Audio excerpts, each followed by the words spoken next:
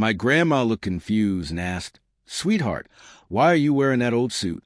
Didn't we buy you a custom tux for graduation?" My dad just smirked and said, "I sold it. Wouldn't look good on him anyway." She went completely silent, and what she did next left everyone in the room speechless.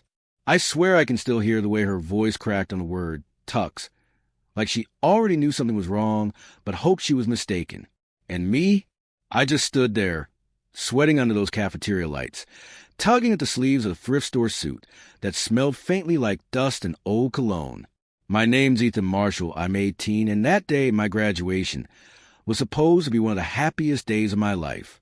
Instead, it became the day I finally learned the truth about my dad and the day my grandma decided she'd had enough. People always assume I'm exaggerating when I say my dad, Ray, wasn't a supportive parent type, until they hear the whole story. He wasn't violent, not in the way movies show. He was the quiet, kind of cruel, the kind who chipped away at your confidence a little at a time, who made you feel like everything you did was somehow wrong, annoying, or disappointing. The kind who'd say things like, "Man up," or "Stop whining," whenever I tried to talk about how I felt. Growing up, I thought that was normal. My mom left when I was 10, just packed a few bags one night, hugged me so tightly it felt like she wanted to stay but couldn't, and told me she was sorry. Then she walked out. Dad told everyone she left because she couldn't handle responsibility. I didn't know the truth for years, just bits and pieces overheard through arguments and phone calls Grandma thought I was asleep for. It had always been Grandma Linda who held everything together. She lived in a small town 2 hours away, baked pies on weekends, called every Friday like clockwork, and showed up to every school concert with her hair perfectly curled and a camera ready. She was the one who bought the tux, a navy blue custom-fitted tux with my initials, EM, stitched into the lining. She saved up for months, and I knew it because she'd mentioned skipping a few dinners out and postponing a dental appointment just to make sure it was perfect. I never felt more seen in my life. So when I woke up the morning of graduation and found the garment bag missing, a strange numbness washed over me. I searched everywhere. My room, the laundry room, the hall closet, even the back of Dad's truck. Nothing. Dad didn't even look at me when I asked him, just shrugged and said, "Probably misplaced it. Where's something else?" Something inside me twisted. But I wanted to believe him. I really did. I didn't want to think he'd do something so deliberate. But then I found a receipt, crumpled on the counter, still smelling like gasoline and coffee. Men's formal wear consignment, $140, navy tux. I remember staring at the words until they blurred. I tucked the receipt in my pocket and didn't say a word. I couldn't. I think a part of me already knew this was just another thing he chose to take from me. When Grandma arrived, she was wearing a light yellow dress and a wide-brimmed hat she always wore, the proud moments. She was smiling, too, this bright, warm smile, right up until she saw me. Her smile fell so fast, I swear I felt it in my chest. "Sweetheart, what happened to your tux?" she whispered.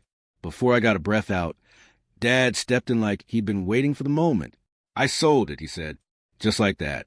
No shame, no hesitation. Like he was telling her the weather forecast. Wouldn't look good on him anyway. The room went quiet, dead quiet. Grandma's face changed, not angry, not shocked, but something deeper, something like heartbreak hardened into resolve. She didn't yell. She didn't argue. She just touched my sleeve gently and said, "You still look wonderful, Ethan." But her eyes told a different story. The ceremony itself was a blur. I walked across the stage, shook hands, smiled for pictures, but inside, everything felt hollow. Afterward, Dad hosted a little get-together at our house. His buddies came over, loud, beer in hand, kind of guys who joked about things I didn't find funny. Grandma made her famous peach cobbler, but spent most of the time watching Dad like she was seeing him for the very first time. Later, she asked me to step outside with her. We sat on the back porch, the sun low and warm, fireflies blinking in the yard. She waited until I took a bite of cobbler before asking softly, "Ethan, did he really sell it?" I couldn't say it. I just nodded. Her jaw tightened. "He's crossed too many lines," she said, voice shaking. "But this one, This one is yours, and he had no right. I didn't know what she meant by that then, but I'd soon learn. Days passed. Dad acted smug, like he'd won something. He made little comments like, kids today are too soft, or real men don't need fancy things. I ignored him and kept my head down, working part-time at a local grocery store and saving for college, because I'd gotten into an art program, a good one, and then came the letter, a full-ride scholarship, tuition, room board, the works. I opened it alone behind the house, hands shaking with disbelief. I wanted to show Grandma. I wanted to hug her, cry, scream, celebrate. I didn't tell Dad immediately, not because I wanted to hide it, but because I knew he'd ruin the moment. And of course, he found it. He read it like it offended him. Drawing pictures, he scoffed. That's not a real career, Ethan. I swear that moment hurt more than the tux. After that, things got worse.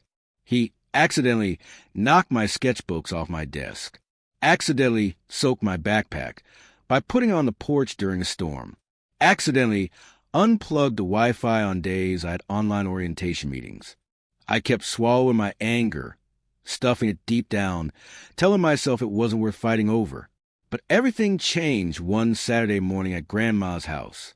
She had invited me over, saying she had a surprise. I thought maybe she baked something. Maybe she found an old photo album. I didn't expect what I saw when I opened that box. My tux, my actual tux, the one I thought I'd never see again. Perfect, clean, pressed, my initials still stitched inside. I stared at it like it was a ghost. How? She cut me off gently. Consignment shops keep records, she said with a thin smile, and they accept buybacks. That meant she bought it back, with her own money, without telling him, without telling me, just so I wouldn't lose something meant for me. I hugged her so tight she laughed and told me I was going to crack her ribs. Then she grew quiet. I need to tell you something, she said. She handed me an envelope. Inside was her will. Updated. My name was listed everywhere. The house, the savings, the trust fund she'd kept hidden for years. Dad's name wasn't on a single page. You earned this through your heart, she said. Your father, he lost his way long ago. I won't let him take you down with him. I didn't know what to say. I tried to protest, but she placed a hand on mine. I've watched long enough. Now it's time to protect the one person who still listens. 2 weeks later, Dad found a copy of the will I'd accidentally left buried in my backpack. I came home to find the living room torn apart, my notebook scattered, pages ripped, and Dad standing there with the will in his hands, face red, eyes livid. So this is what you two think of me, he seethed, plotting behind my back? It's not plotting, I said quietly. It's protection. His voice dropped to a growl. I built this life. I deserve it. You didn't build anything. I snapped. Grandma did. You just took and blamed everyone else when it wasn't enough. His face twisted. He threw the will into the fireplace and lit a match. I lunged, but the flames caught fast. I watched the edges curl and blacken. And for the first time, I wasn't sad. I wasn't scared. I was done. Completely, utterly done. He stormed out afterward, slamming the door. I left the next morning, packed a duffel bag with what little I owned, grabbed the tux, and biked to the bus station at dawn. I stayed with Grandma the entire summer. It was the first time in years I actually slept through the night. She cooked for me, sat with me while I drew, told me stories about my grandfather and what he hoped his grandchildren would become. She kept saying, "Don't let your father's bitterness become yours." Slowly, I started to believe her. By mid-July, she told me we were meeting her attorney. She wanted to fully sever Dad's financial access, remove him from everything, update trusts, redirect assets. She explained it like she was simply reorganizing her pantry. Calm, precise, determined. 3 weeks later, she said she wanted to throw a legacy celebration for me, a fundraiser, but also a public resetting of the family narrative. He's told his version long enough, she said. Time for the truth.